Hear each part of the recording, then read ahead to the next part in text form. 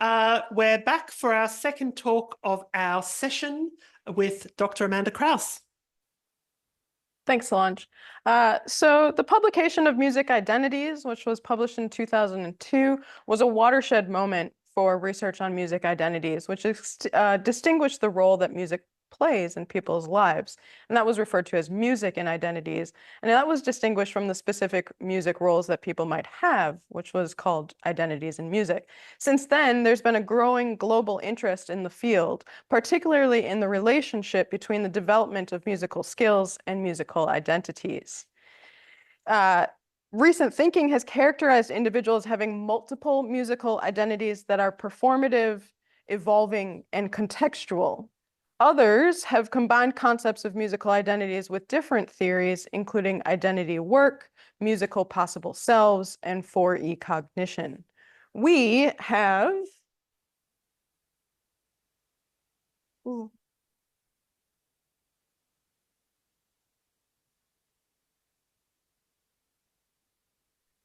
have examined singing teachers' identity construction and maintenance using what's called identity process theory, or IPT. So this is another lens through which we might usefully examine music and identity.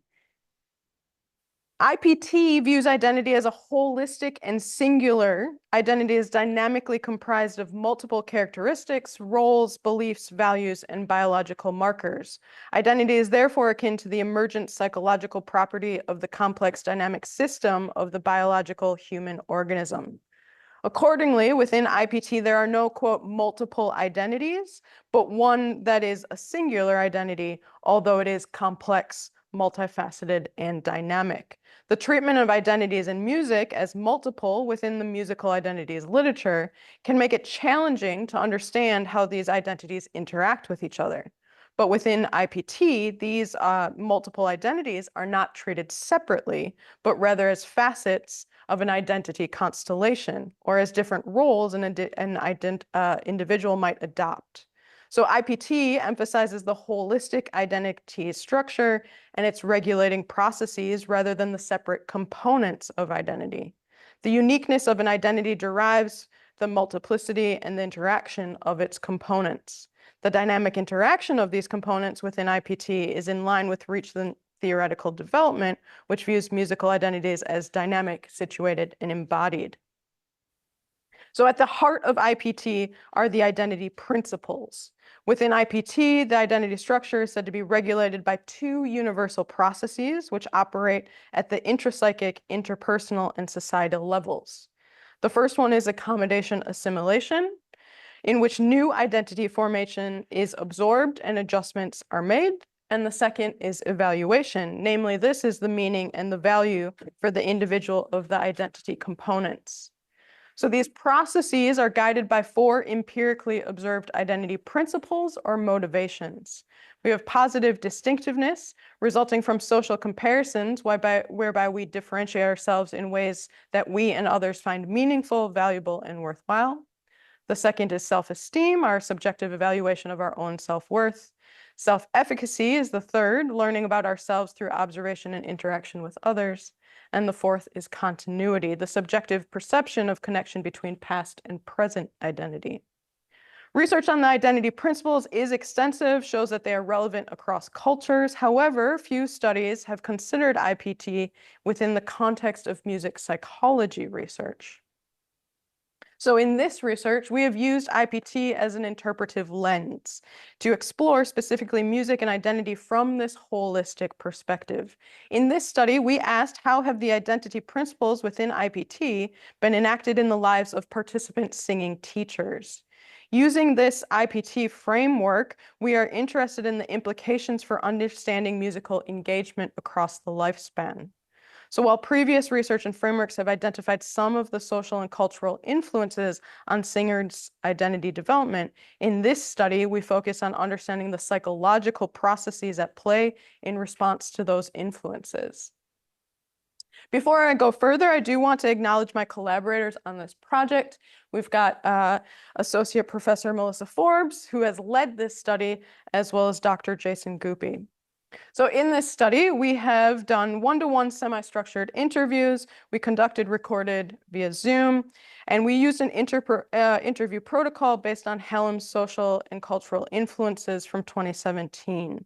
So we were asking participants to reflect on their experiences of various social and cultural factors as they related to music and the role that it plays in their lives, including family, cultural environment, the educational environment, self-belief, friends, love of music, opportunities, and music preferences. We adopted a critical realist perspective. We used reflexive thematic analysis to examine a data set of 10 interviews, all of which came from singing teachers, to look at this idea of the IPT identity principles. The analysis of our interviews yielded 2 themes. The first one on the screen here is living a musical life is my destiny. And the second is achieving goals in music and teaching is motivating. The 4 identity principles are reported in these 2 themes because there was a sense of connection between the accounts between distinctiveness and continuity on the one hand, and self-esteem and self-efficacy on the other hand. Bernadette's quote, and Bernadette was age 79, quote, "It has just been music." And this was chosen to represent this particular theme. This theme presents evidence from participants' accounts as satisfying the identity principles, both of distinctiveness and continuity. So beginning in their younger years, participants participated in choral or church singing. 9 out of the 10, 8 out of the 10 played an instrument, and 9 out of the 10 took singing lessons. So all activities strongly dependent on the input of others. And at the time of the interviews, all participants were engaged in various musical activities, most notably singing teaching. So 10 out of 10 were doing that, and either amateur or professional performing or both. The identity principles of distinctiveness and continuity were strong, interconnected guiding forces in teachers' assimilation and maintenance over many decades that the identity elements of being a musician, being a singer, and being a singing teacher. Distinctiveness was derived from a very early age where they were positively evaluated by themselves and by others, and then that was absorbed into their identity structure. For example, our participant Helen recalls how during high school, her knowledge of Gilbert and Sullivan repertoire set her apart from her peers. She claims this knowledge very proudly. Nobody else knew it, and because of her familiarity with that, she was cast in a leading role. Participants' experiences reinforce the vital importance of early and supportive musical experiences in promoting that lifelong musical engagement. They also evidence the underlying psychological identity processes at play and how these experiences motivate assimilation and accommodation of the personally and interpersonally valued role of music in identity structure. These identity components are carried with them. That's a paraphrase from one of our participants. Carried with them through life, satisfying that identity principle of continuity. There's a strong connection between the past and present identity. These identity principles impact both the structuring of identity as well as the strength and direction of motivation they provoke. In participants' accounts, distinctiveness was also a central and salient facet of the identity structure and aroused strong motivations to pursue continuity across the lifespan. And while there is no hierarchy in those 4 identity principles, no principle is prime. Rather, the salience of principles fluctuates according to the identity structure and environment. We still see in our study a greater quantity and quality of evidence in the accounts for distinctiveness and continuity. However, this may have been a function of the research questions we asked in that interview, but yet we still have the ability to consider self-esteem and self-efficacy. So there's sufficient supporting evidence for those 2 principles as well. And this is a theme that we've named, quote, "I know my value," again, using a participant quote here. This theme presents evidence from participants' accounts as satisfying both self-efficacy as well as self-esteem. Largely, these were satisfied through social interactions and through social support. So through singing teaching, participants experienced supporting students to attain goals as their own goal attainment. Further, participants were motivated by and derived self-worth from celebrating and contributing to the successes of not only themselves, but other people. Regarding self-esteem, Andrew and Angela, two of our participants who are both highly experienced professional classical singers, singled out teaching over performing as being the catalyst for self-worth. Perhaps the direct and regular access to students' progress yields more immediate and consistent feedback for teachers on their efficacy than maybe performing does. It was clear that for all participants, others' goal attainment was very important to them, and that this is something less likely to be experienced by performers, especially those who are solo singers. This study has identified that the processes of becoming a singing teacher in fact begin very early in life and unfold continuously across the lifespan. Teaching singing is a way to become singular, that is, to be distinctive and distinctively valued by other people. Through the interpretive lens of IPT, we can appreciate the significant role of music in participants' lives, but also understand that building identity resilience is vitally important to cope with inevitable challenges that life will bring to ongoing musical engagement.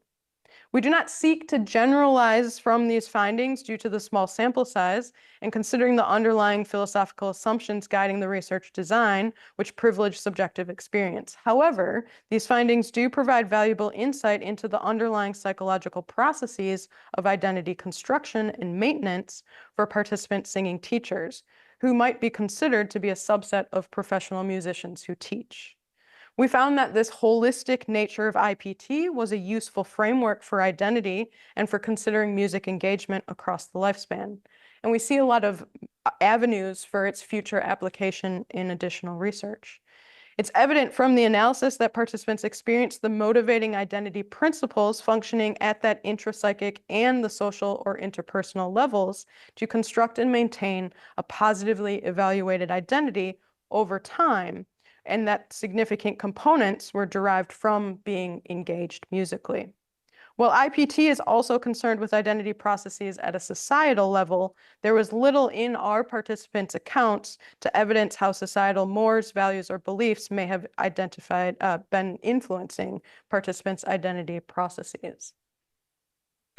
In fact, IPT actually started as a theory to understand identity threat and coping in the face of catastrophes. Therefore, another worthy avenue of future research would be to use IPT to examine society's valuing of musicians in the context of rapid technological innovation, particularly regarding the role of generative AI in singing, music making, and music teaching.